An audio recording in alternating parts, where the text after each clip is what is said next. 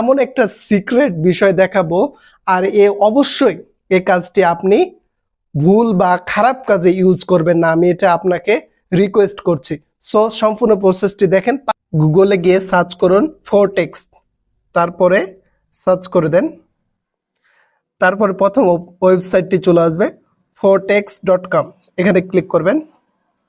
তারপরে upload your image, এখানে click করবেন। তারপর আপলোড ফাইল, আপনি যে ডকুমেন্টটা দিবেন। সো এখানে 7.9 আছে, এটা আমি 8K করে দেব, 8, তারপর 8K করে দেব, তারপরে ওকে। দেখেন সুন্দরভাবে এডিট হয়ে গেছে। তারপরে আমরা নামটা চেঞ্জ করব।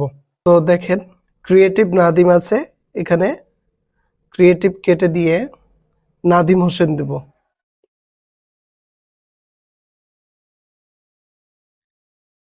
তারপরে ওকে।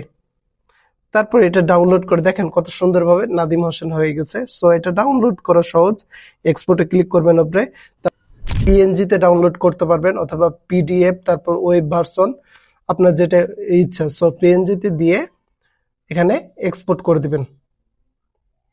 ডাউনলোড হয়ে গেছে, দেখেন কোনো কিছু পরিবর্তন করেনি, একদম অবিকল যেটা ছিল সেটা হয়েছে।